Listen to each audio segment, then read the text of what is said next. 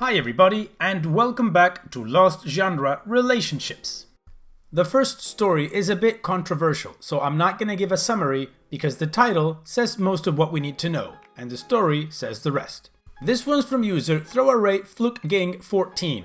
I, 37 male, have a biological child who I've never seen, 17 female, wanting to make contact, which I don't want, but my family does. What should I do here?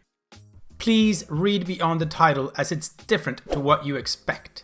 When I was 19, I was abused by an older colleague, 34 female, after a works night out and she got pregnant.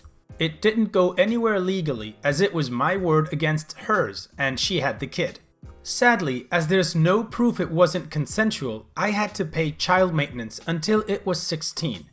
Obviously, as it was a product of what happened to me, I wanted nothing to do with it. Told her to raise her abused baby herself.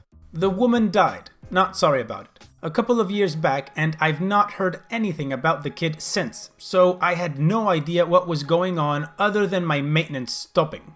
Which was a relief because I finally felt like a millstone had been lifted from around my neck. Because of what happened, I never have been in relationships because of the issues it's caused me, and I haven't got any kids or anything like that, so I feel like I can start living a bit. Brought down to earth a bit last month when my mom said the kid got in touch with her on social media and asked about me and my family, and told them she was living with her grandparents herself after her mom died until they both died themselves, so she's not got anyone now. Now, my mom is one of these people with a massive soft spot for kids and young people, so she feels sorry for her. I told her I don't feel comfortable with her being in touch with us and I want nothing to do with her, so keep her away from me. She seemed upset, but I thought she accepted it. I will say throughout it all since then, my parents have been an absolute rock.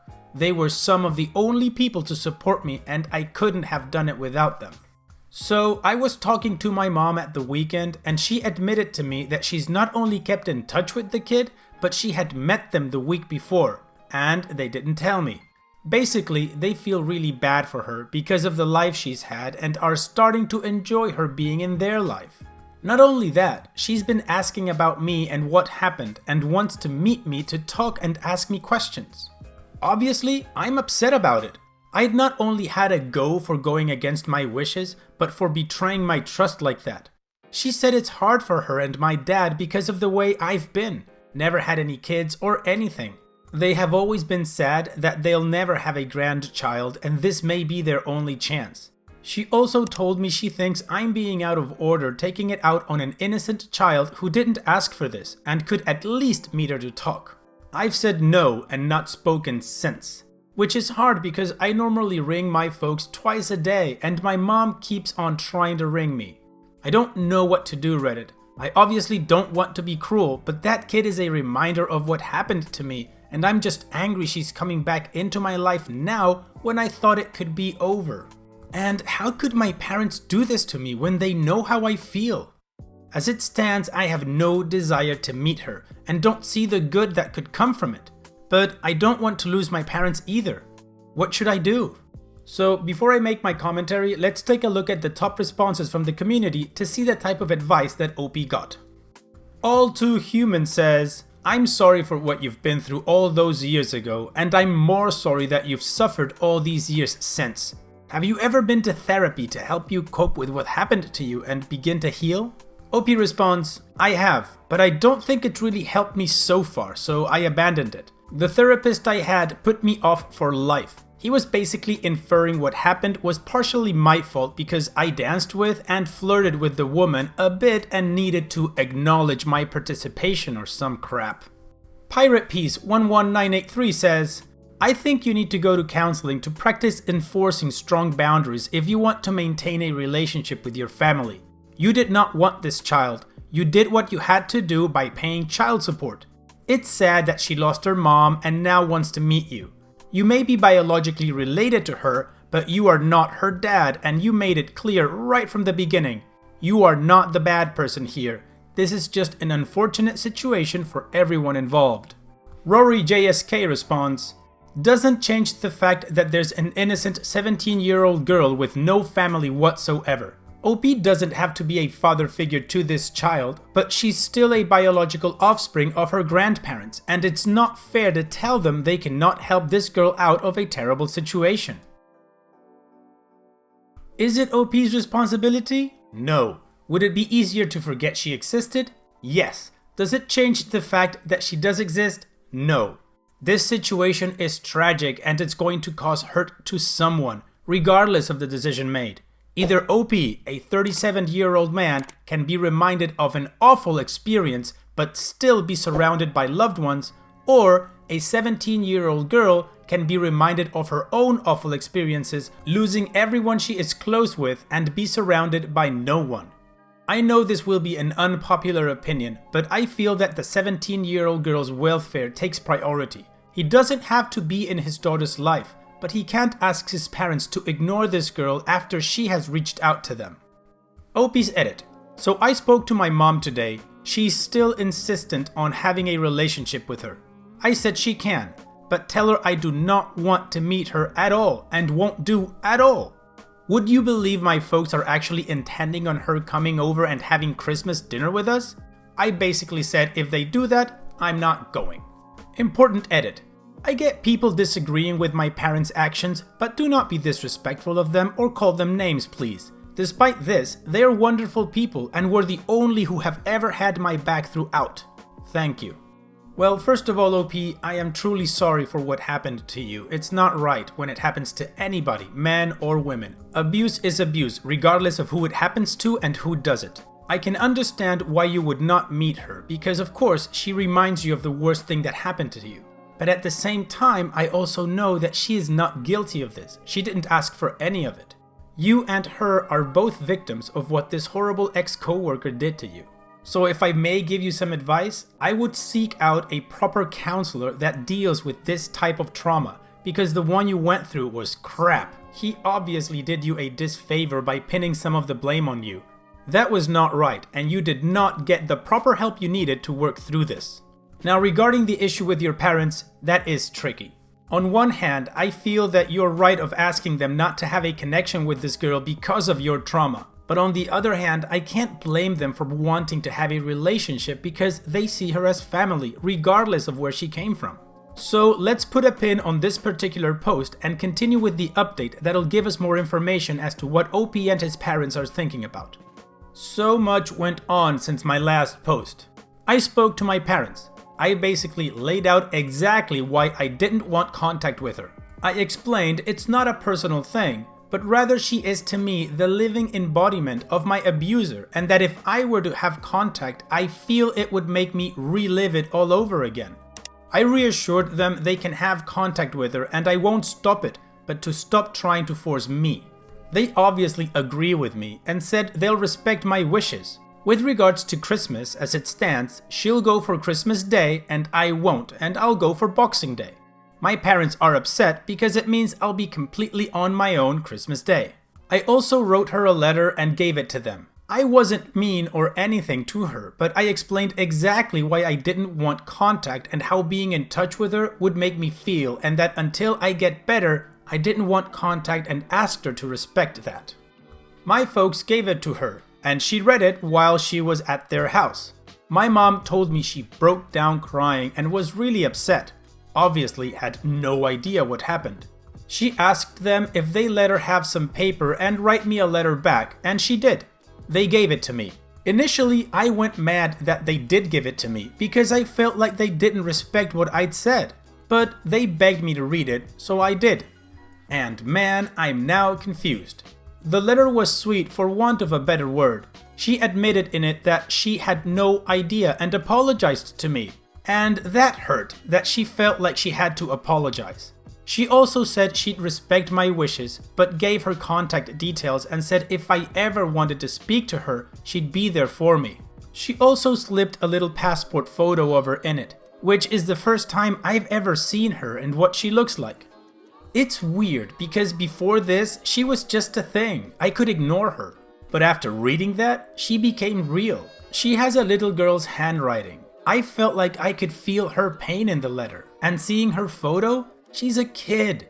She doesn't look like me, but really looks like my dad, but with her mom's hair and eye color. But she does look sad in it.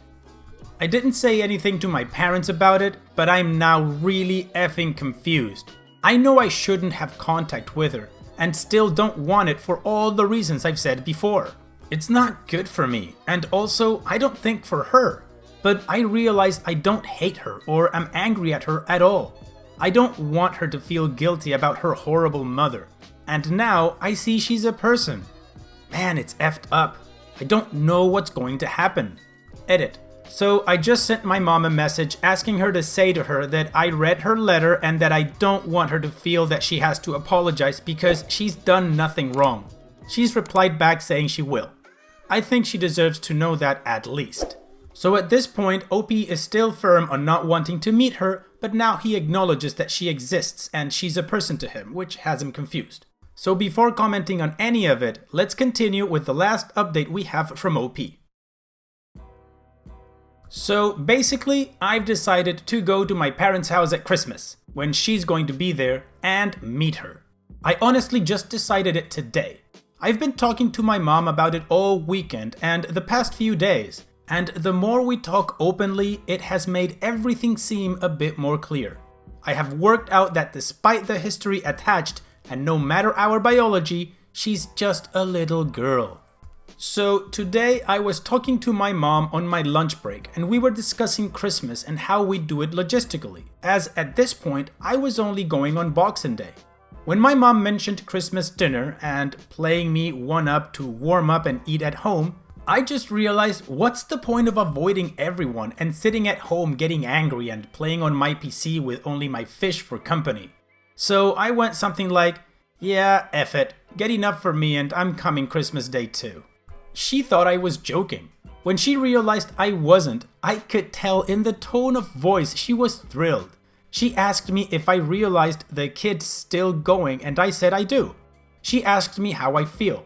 I said honestly, I don't want to think about all that. I just want to go Christmas Day and spend it with my family. And if a young girl's there, I'll be polite and respectful and treat her how I would any lonely young woman on Christmas Day. I asked her to let her know and text her to see if she's also okay with that. She did, and in the short space of time on my call, she got back to my mom really happy, saying of course it is and can't believe it. So that's it, I'm going. My mom texted me earlier saying she's, Mom, so happy I'm coming and doesn't have to worry about me being on my own anymore. I sat there this afternoon feeling a bit relieved, and I'm also absolutely bloody terrified, but not in a bad way, more of a facing something uncertain way. Am I nuts? A week ago I posted and was acting like I would rather cut contact with everyone. Now I don't really know what I feel. I'm thinking of writing her another letter too. Nothing serious, just a bit about me to introduce myself, and maybe ask her for one back. Would that be a nice thing to do? Too much? I mean, obviously I might panic and cancel last minute knowing how flaky I can be, but I hope not. Thanks to the great suggestion of user Misbehave, I've set up a new email address solely for the purpose of her and I to communicate, so it saves us both having to write letters and wait. My mom's got her email for me, so I'm in the process of drafting an email. Effing hell, I've spent hours in the past week communicating with strangers all over the world on Reddit. But do you think I know what to say in an email to a teenage girl living not too far away from me? I'm absolutely blank. Well, the first thing's gonna say is, this made me happy. I mean, don't get me wrong, of course I know what OP went through was horrible. But like I said, both OP and the girl are victims of this whole situation. We are all very aware of the gravity of OP's trauma. But from the girl's perspective, imagine how that might feel, to learn that you were not the product of love, or even the product of a one-night stand, but that you were the product of someone taking advantage of someone else. So in a way I think, and I may be very wrong, that they can actually help each other cope with this trauma. Of course also with the help of a proper therapist and not that quack that OP went to in the past. But then again, that's just my opinion. What do you guys think? So for this story, we're gonna wait until after Christmas to see if OP is going to share what happened. So in the meantime, OP, I wish you and your family have a fantastic Christmas day. And on that note, let's move on to the next story. Divorces are tricky, especially when you're dealing with a cheating ex that is also petty. So it's kinda like a small win when you can get a little bit over them, right? This one is from user Vark4731. Ex-wife told me to remove all my stuff from her storage unit, so I did. My ex-wife and I split because she cheated, so our separation was quite tumultuous. She still hasn't apologized for the act of cheating and still denies it, even though I know beyond any reasonable doubt that she did. I was incredibly hurt at the time, and I'll admit I wasn't acting my best, but I still tried to treat her fairly. When she left, we agreed that she would take over the payment on our car because she needed it for work. Our other car was totally paid off and I couldn't afford the payment on the one that she drove. But I agreed to leave my name on the loan because her credit didn't qualify. To be honest, I didn't really have an alternative. I told her that she could keep it for as long as she made the payments, and that when she paid it off, I would immediately sign her over the title. But if she started flaking on the payments, I would have the car voluntarily repossessed. I also agreed to give her the washer and dryer on the condition that she take over the car payments. I had purchased the washer and dryer but had no use for them because I lived in an apartment at the time. This is important for later. Well, we inevitably got into a disagreement over the parenting of our children. I can't remember exactly what it was about, to be honest. And she randomly showed up with the car, handed me the keys and said, "Have fun figuring out how to make the payments." She knew I couldn't afford them. And then ended with a, "and get all your crap out of my storage unit." We hadn't finished untangling the mess of terms in our jointly owned storage unit, but she wanted it done immediately because she was mad. So I did what she asked. I went over that day to get my crap out of our storage unit. While I was in there, I saw the washer and dryer sitting in the corner and immediately remembered that I had only given them to her on the condition that she pay off the car. So I took them. I had absolutely zero need for them at the time, but she had very specifically wanted my crap out of her storage unit. So who was I to argue? She called me a day later, screaming about it, telling me that she had filed a police report. I just laughed knowing they wouldn't do anything because it was my property. The story gets better. As it turns out, she was just angry and actually wanted the car back. Well, the day after she had dropped it off on me, I got into a freak accident and totaled it. Everyone was okay. So she ended up without a car and I never had to make a single payment on it. The universe wanted me to maliciously comply with her demands. And that's what you get for being a jerk. That's basically what the universe told OP's ex-wife, cause man, she was just being a petty jerk for no reason.